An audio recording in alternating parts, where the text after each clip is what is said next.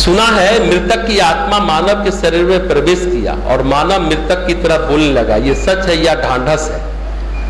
लगता है किसी के घर में कोई मरा है, इसलिए ढेर सारे प्रश्न उसके अंदर उपजे हैं। देखिए, कभी कभी ये सच होता है, झूठ नहीं होता, पर लोग ढोंग भी करते हैं। ठीक है ना?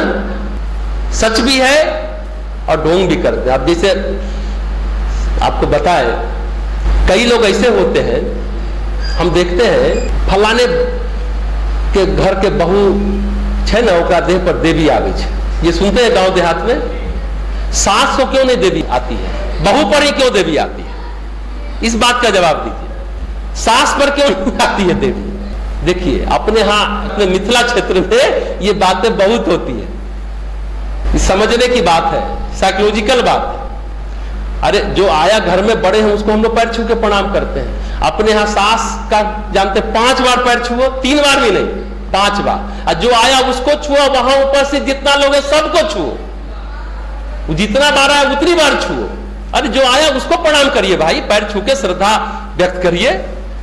अब उसके अंदर है कि हम सबसे छोटे, सबसे निकृष्ट, सबसे दबे हुए, सबसे कुचले हुए। अब आप देखिए कि जब देवी आती है, सबसे पहले क्या होता है? सास अगरबत्ती लेके उसका पैर छूती है। ऐसा होता है ना? अब फिर गांव टोला मोहल्ला जुट गया, सब प्रणाम कर रहा है। उसके अंदर की जो अतृप्त भावना है वो संतुष्ट हो जाती है, तो फिर वो नॉर्मल हो जाती है। उसके अहंकार की तृप्ति हो गई। यही है अंधविश्वास। इसी को अंधविश्वास कहते हैं। अरे हम कहते सास को देवी क्यों नहीं आती? उसको तो ऐसा ही 10 बार दिन भर में पैर छुला रहा है, अहंकार परिपूर्ण है।